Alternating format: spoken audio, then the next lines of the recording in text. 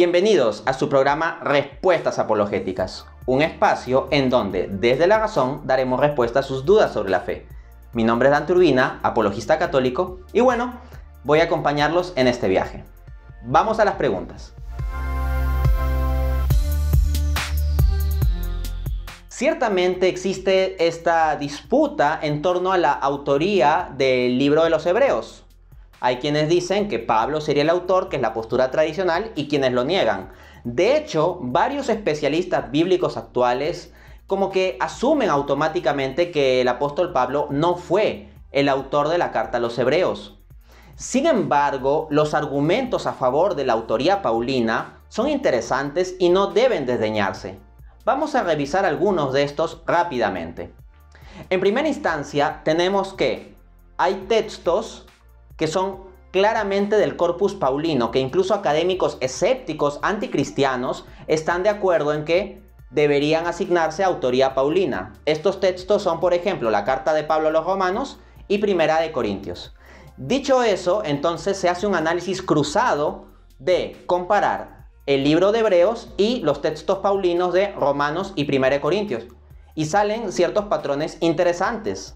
Así, por ejemplo, como nos refiere James Rochford, estilísticamente hay muchas similitudes entre Hebreos y los escritos de Pablo. Por ejemplo, 1. Solo Pablo, Romanos 12 del 4 al 5, 1 Corintios 12 del 2 al 14, y el autor de Hebreos, Hebreos 13:3, usan el término el cuerpo para describir a la iglesia. 2. Ambos son muy familiares con Timoteo, Hebreos 13:23. 3. Ambos refieren leche y alimento sólido a la escritura, 1 Corintios 3 del 1 al 3, Hebreos 5 del 11 al 14. Adicionalmente, tenemos una pieza de información específica muy interesante en este rompecabezas. Se trata del texto de Hebreos 10:30.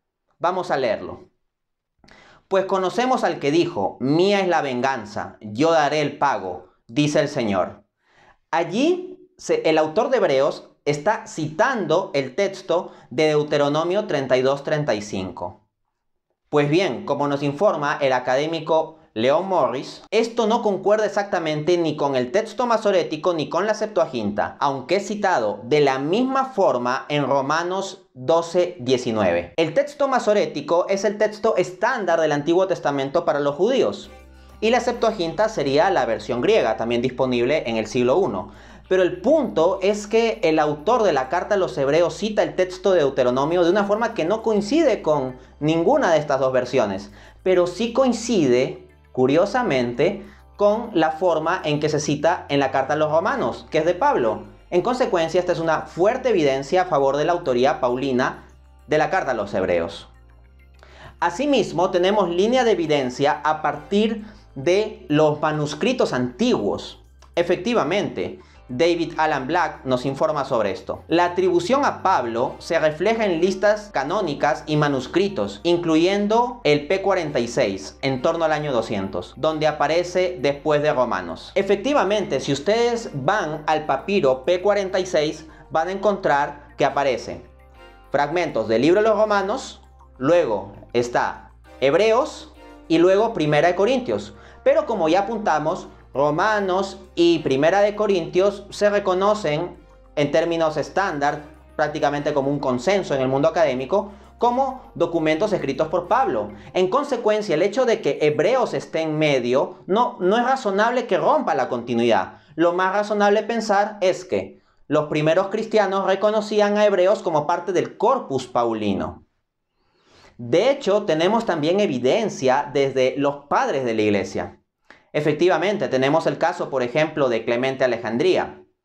Eusebio Cesaria, historiador eclesiástico, reporta lo siguiente sobre el testimonio de Clemente. Clemente dice que la carta a los Hebreos es de Pablo y que fue escrita a los hebreos en lenguaje hebreo, pero que Lucas la tradujo cuidadosamente y la publicó para los griegos. De ahí que se encuentre el mismo estilo de expresión en esta carta y en Hechos. A su vez, él dice que las palabras Pablo el apóstol probablemente no estuvieron prefijadas porque al enviar la carta a los hebreos, quienes tenían prejuicios y sospechas sobre él, sabiamente no quiso repelerlos desde el inicio poniendo su nombre. Lo que sucede es que un argumento que se ha dado en contra de la autoría paulina de la carta de los hebreos es que Pablo no pone su nombre. Sin embargo, ya tenemos a un padre de la iglesia, Clemente de Alejandría, que nos da un argumento bastante razonable para entender por qué no habría puesto su nombre, y esto como testimonio de los primeros siglos. La razón es que Pablo se había comprometido con el ministerio de predicar el evangelio a los gentiles, a los no judíos.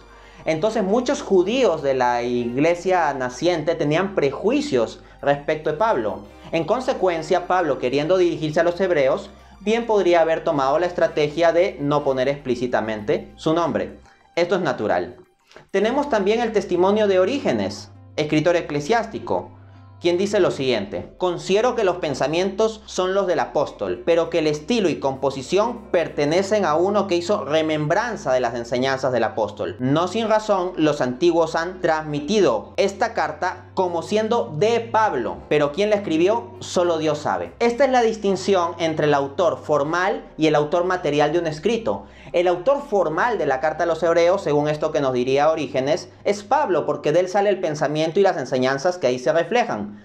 Pero tal vez Pablo utilizó a algún tipo de escriba que le pueda hacer la redacción. O también puede darse el caso de lo que ya testimoniaba Clemente de Alejandría, que lo que habría estado circulando en gran parte sería una versión griega que habría sido traducida por otra persona, y de hecho se menciona a Lucas.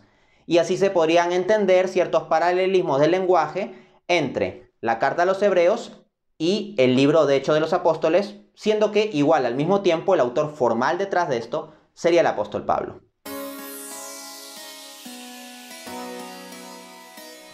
La autoría del Evangelio Juan también ha estado en disputa en los ámbitos académicos. Sin embargo, de nuevo, es importante considerar con cuidado y no desdeñar, sin más, los argumentos a favor de la autoría tradicional, es decir, que Juan el apóstol sería el autor del cuarto evangelio. Por evidencia interna nos encontramos con que el autor del cuarto evangelio sería el discípulo amado. Pues bien, vamos a identificar quién sería este discípulo amado. Según nos informa Mateo 17:1, leemos: Jesús tomó a Pedro, a Santiago y a su hermano Juan, y los llevó aparte a un monte alto. Entonces, de entre los tantos discípulos de Jesús, los que eran particularmente amados, los que eran particularmente cercanos a Jesús, eran estos tres: Pedro, Santiago y Juan. Pero resulta que el apóstol Pedro no puede ser el autor del cuarto evangelio. ¿Por qué? Porque en el mismo cuarto evangelio, en Juan 20:2, dice: entonces corrió y fue a Simón Pedro y al otro discípulo, al que amaba a Jesús. Entonces el discípulo amado es alguien distinto de Pedro. ¿Qué opciones nos quedan? Juan y Santiago. Pero resulta que Santiago murió tempranamente. Y todos los académicos confluyen en que el evangelio de Juan sería el más tardío de los evangelios. En consecuencia, Santiago tampoco podría ser el autor del evangelio Juan. Por lo tanto, en virtud de un simple descarte, queda que el discípulo más cercano a Jesús, que queda como opción factible para ser autor de este evangelio, sería el apóstol Juan. Pero no solo tenemos esta línea de evidencia, sino testimonio temprano de los padres de la iglesia.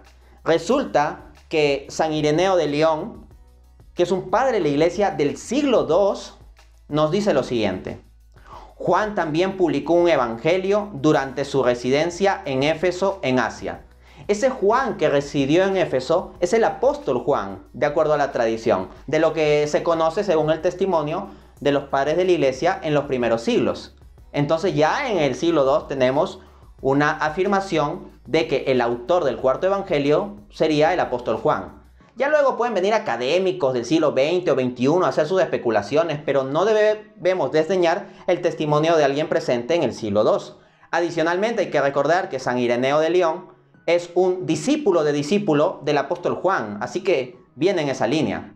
Tenemos también el testimonio de Polícrates, quien dice: Juan, que fue testigo y maestro, el que se reclinó sobre el pecho del Señor, siendo presbítero, llevó la mitra sacerdotal. Él duerme en Éfeso. Algunos sobre esto han especulado que podría haber otro Juan, ¿no? Y que ese otro Juan presbítero sería el autor del cuarto evangelio.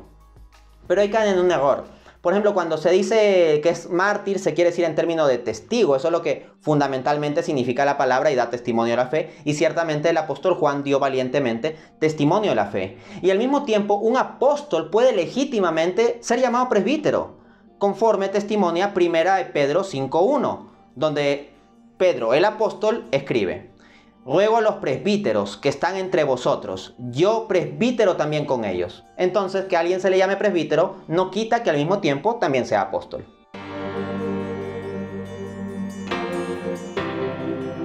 También es bastante disputada la autoría del libro de Apocalipsis. La postura tradicional es que el apóstol Juan sería el autor de tal libro. Vamos a revisar los argumentos a favor.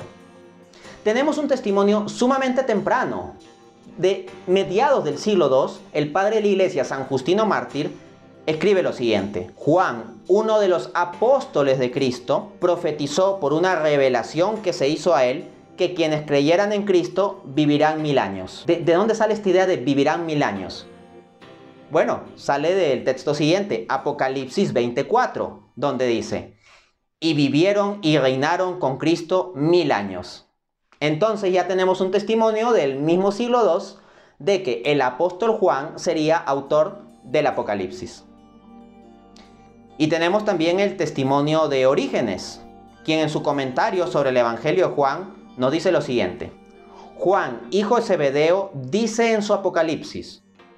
Entonces, Orígenes, escritor eclesiástico de los primeros siglos, sin ningún problema, de forma directa atribuye el Apocalipsis a Juan el apóstol hijo de Zebedeo. Ahora bien, se ha dado mucho el argumento de que el estilo, el uso del lenguaje en el Evangelio según San Juan y el libro Apocalipsis son bastante diferentes y que por lo tanto el autor del Evangelio Juan y el autor de Apocalipsis no pueden ser la misma persona. Sin embargo, tal tipo de argumentación en contra de la autoría joánica es débil por la razón siguiente que nos explica James Rochford. La diferencia en el lenguaje puede deberse a diferencias en el mensaje y género de estos libros. En Apocalipsis, Juan está escribiendo sobre el futuro, no sobre el pasado, como en el Evangelio. Juan llama a su libro Profecía en Apocalipsis 1:3, no historia. Entonces, el género del Evangelio de Juan sería un género histórico, de narración histórica o de crónica histórica sobre eventos pasados. En cambio, el género del libro de Apocalipsis sería poético o profético, místico, y es una visión sobre cosas del futuro. En consecuencia, esperar diferencias de lenguaje, dada la distinción de objeto y género de ambos libros, es natural, y no por eso hay que plantear necesariamente que lo escribieron dos personas distintas. De hecho, no hay que desdeñar las importantes similitudes entre el libro Apocalipsis y el Evangelio de Juan. Así, por ejemplo, Benjamin Reynolds nos dice lo siguiente: el Evangelio de Juan y Apocalipsis son los únicos textos del Nuevo Testamento que usan hologos para Jesús. Hologos, traducido del griego, significa el verbo. Y efectivamente, el libro Apocalipsis habla de Jesús como el verbo de Dios. Y así es como va en el prólogo del Evangelio según San Juan. Juan 1:1, al principio era el verbo estaba con Dios y el verbo era Dios. Tal forma de designar a Jesús no se halla en ningún otro texto neotestamentario. Asimismo, este autor, Benjamin Reynolds, nos dice: tanto en el Evangelio como en el Apocalipsis, Jesús anima a sus seguidores a mantener sus palabras. El único texto del Nuevo Testamento con esta combinación es 1 de Juan 2:5. Entonces nos encontramos con que acá también hay una correspondencia de una combinación particular de palabras que se encuentra en el Evangelio de Juan, en Apocalipsis, y la única otra coincidencia es 1 Juan, que tradicionalmente se reconoce también como un escrito del apóstol Juan. Entonces nos damos cuenta de que hay argumentos importantes a favor de una autoría joánica y que todo cuadra bien apuntando hacia el apóstol. Y bueno, eso es lo que hemos visto por hoy. Nos vemos en un siguiente programa.